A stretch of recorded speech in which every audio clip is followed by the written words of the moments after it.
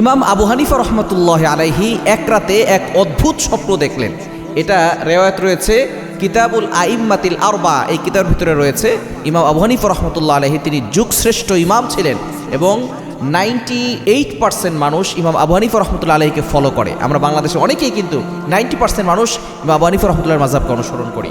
ইমাম আবু হানিফা রহমতুল্লাহ আলাইহি তিনি এক রাতে একটা অদ্ভুত স্বপ্ন দেখলেন। তিনি দেখছেন রাতের বেলা যখন ঘুমিয়েছেন তখন দেখছেন একটা শূকর সে গাছকে গুতা দিয়ে কেমন যেন উপড়ে ফেলবে এমন একটা অবস্থা। তখন গাছ থেকে একটা ডাল বের হয়ে ওই শূকরের মাথায় আঘাত করলো, সাথে সাথে শূকরটা নেককার মানুষে পরিণত হয়ে গেছে এবং সাথে সাথে সে ওই গাছের ছায়ার নিচে বসে বসেই আল্লাহর ইবাদত করা শুরু করেছে। এই স্বপ্ন দেখার পরেই তিনি ঘুম থেকে উঠে পড়লেন। তো কি এক অদ্ভুত স্বপ্ন দেখেছেন এটা তার ওস্তাদের কাছে জিজ্ঞেস করবেন। যখন ফজর আজান হলো তিনি নামাজ পড়লেন। নামাজের পরে এবার তিনি তার ওস্তাদের কাছে চলে গেলেন। তার ওস্তাদ ছিলেন শায়েখ হাম্মাদ রহমতুল্লাহ আলাইহি। তিনি যখন তার কাছে গেলেন তখন দেখেন ওস্তাদ চিন্তিত আছেন। ইমাম আবু হানিফা রহমতুল্লাহ আলাইহি তাকে জিজ্ঞেস করলেন, ওস্তাদ আপনি চিন্তিত কেন? তখন শায়েখ হাম্মাদ রহমতুল্লাহ আলাইহি তিনি বলছেন যে খলিফা আমাকে ডাক দিয়েছে, নাস্তিকদের একটা দল যারা আল্লাহকে বিশ্বাস করে না, স্রষ্টাকে বিশ্বাস করে না, তাদের সাথে কথা বলতে হবে, যুক্তি তর্ক দিয়ে তাদেরকে প্রমাণ করতে হবে যে আল্লাহ একজন আছে। এই জন্য আমাকে খলিফা ডেকেছেন, কিন্তু আমি চিন্তিত আছি এই কাজটা খুবই কঠিন, আমি তাদের যুক্তি দিয়ে তাদেরকে উত্তর দিতে পারবো কিনা, এটার জন্য আমি চিন্তিত। ইমাম আবু হানিফা রহমতুল্লাহের বয়স তখন মাত্র 12 বছর অথবা 15 বছর। এই সময় একেবারে বালক ছিলেন ইমাম আবু হানিফা রহমতুল্লাহ, তবে ছোটকাল থেকেই তিনি খুব বিচক্ষণ ছিলেন। ইমাম আবু হানিফা রহমতুল্লাহ বলেন, ওস্তাদ আপনি চিন্তা করবেন না, তবে আমি আপনাকে একটা কথা বলতে চাই, যদি আপনি পারমিশন দেন, আপনি আমাকে অনুমতি দেন, তাহলে আপনার প্রতিনিধি হয়ে আমি যেতে চাই। তখন ওস্তাদ বললেন, আবু হানিফা তুমি কি বলছো? খলিফা তো এটা মানবে না। বলে খলিফা মানবে না, এবং যদি আপনি বলেন যে তারাও যদি না মানে, নাস্তিকরাও যদি না মানে, আমি তাদের কাছে গিয়ে বলবো ওস্তাদের এমন জ্ঞান আছে, ওস্তাদের কাছে বসার তোমাদের যোগ্য নাই, আমি ওস্তাদের ছাত্র হিসেবে এসেছি, যদি আমি জিতে যাই তাহলে তো আপনার সম্মান বাড়বে, আর যদি আমি হেরে যাই তাহলেও আপনার সম্মান থাকবে যে ছাত্র হেরে গেছে, এতে কোনো সমস্যা নেই। ওস্তাদ তখন ইমাম আবু হানিফা রহমতুল্লাহ বলতেছে, ঠিক আছে তাহলে তুমি যাও আমার পক্ষ থেকে। ইমাম আবু হানিফা রহমতুল্লাহ আলাইহি মাত্র 12 থেকে 15 বছর বয়স, তখন তিনি চলে গেলেন।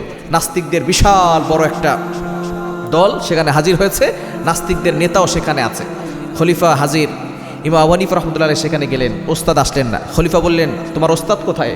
ইমাম আবু হানিফা রহমতুল্লাহ আলাইহি বলতেছেন, আমার ওস্তাদ হচ্ছে জ্ঞানের একটা বৃক্ষ, তার জ্ঞান আল্লাহ তাআলা এত পরিমাণে দিয়েছে, তার সাথে বসার মতো যোগ্যতা এখানে কারোই নাই, এজন্য ওস্তাদ আসে নাই, আমাকে পাঠিয়েছেন।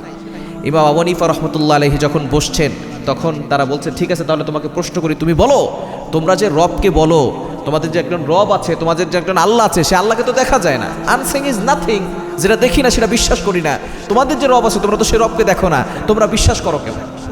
তখন ইমাম আবু হানিফা রহমতুল্লাহ আলাইহি বলেন, রবকে যদিও আমরা দেখি না, কিন্তু রব আমাদেরকে দেখেন এবং রব একজন আছেন। এবার নাস্তিকরা বলতেছে, তাহলে প্রমাণ দাও কিভাবে রব আছে?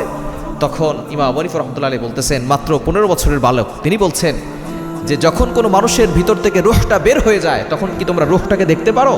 বলে না, রূহ তো দেখি না। বলে যে ভিতরে রূহ আছে, আত্মা আছে, সেটাই যদি তোমরা না দেখতে পারো তাহলে এই রূহের যে সৃষ্টিকর্তা, স্রষ্টা, তাকে তোমরা কিভাবে দেখবে? সুতরাং আল্লাহ হচ্ছেন আল্লাযীনা ইউমিনুনা বিল গায়ব, আল্লাহ হচ্ছেন অদৃশ্য, আল্লাহকে দেখা যায় না। আল্লাহকে না দেখেই আমরা মুসলমান হয়েছি, এজন্য আল্লাহ তাআলা আমাদেরকে ঈমানদার বানিয়েছেন। এক নাম্বার, তারা কোনো কিছু বলতে পারলো না। দ্বিতীয় নাম্বার বলতেছে, ঠিক আছে তোমাদের আল্লাহ কোন দিকে ফিরে আছে? ইমাম আবু হানিফা রহমতুল্লাহ আলাইহি বলতেছেন, আল্লাহ তাআলা সব দিকে ফিরে আছে। বলে কিভাবে সব দিকে ফিরে আছেন? বলে তোমরা যখন মোমবাতি জ্বালাও, মোমবাতি কোন দিকে ফিরে থাকে? বলে মোমবাতি তো চতুর্দিকে আলো দেয়। বলে আমাদের আল্লাহ এমন, তিনি চতুর্দিক দেখেন, তিনি চতুর্দিকে ফোকাস করে আছেন, যেখানেই যাই হচ্ছে না কেন সব কিছু তিনি দেখেন, সব কিছু তিনি শোনেন। আমাদের আল্লাহ সব দিকে খেয়াল আছে। এবার নাস্তিকরা আর কোনো কথা বলতে পারে না। এবার নাস্তিকরা বলতেছে, শেষ একটা প্রশ্নের উত্তর দিতে পারলেই হবে, সেটা হচ্ছে জিনরা তো আগুন দ্বারা তৈরি, তোমরা বলো জিনরা আগুন দ্বারা তৈরি, তাহলে কিয়ামতে জাহান্নামে কিভাবে তাদেরকে আগুন দ্বারা জ্বালানো হবে? ইমাম আবু হানিফা রহমতুল্লাহ আলাইহি মাত্র 15 বছরের বালক, সে সাথে সাথে একটা মাটির ইট নিয়েছে, ইট মাটির একটা দলা নিয়ে সেটাকে আঘাত করেছে সেই নাস্তিকদের লিডারের মাথায়, সাথে সাথে মাথা ফেটে গেছে, রক্ত বের হওয়া শুরু হয়েছে। খলিফা বলতেছে, এটা তুমি কি করলে? এরকম বেয়াদবি কেন করলে? বলে আমি বেয়াদবি করি নাই, আমি আমার অ্যান্সার করেছি, উত্তর দিয়েছি। উত্তর কি? বলে এটাও একটা মাটির তৈরি একটা ইট, মাটি দিয়ে তৈরি করা হয়েছে, এই মাটি দিয়ে আঘাত করার ফলে সেও তো মাটির তৈরি, তার মাথা যদি ফেটে যায়, সে যদি কষ্ট পায়, সে যদি আঘাত পায়, তাহলে জিনদেরকে আল্লাহ তাআলা আগুন দ্বারা তৈরি করেছেন, জাহান্নামের আগুন দিয়ে সেই জিনকেও শাস্তি দেওয়া যাবে। এটাই হচ্ছে আমার উত্তর। শেষ পর্যন্ত নাস্তিকরা সকলেই মাথা নত করতে বাধ্য হয়েছে এবং নাস্তিকদের লিডার এই কথা শুনে সে সাথে সাথে কালিমা পড়ে মুসলমান হয়ে গেছে।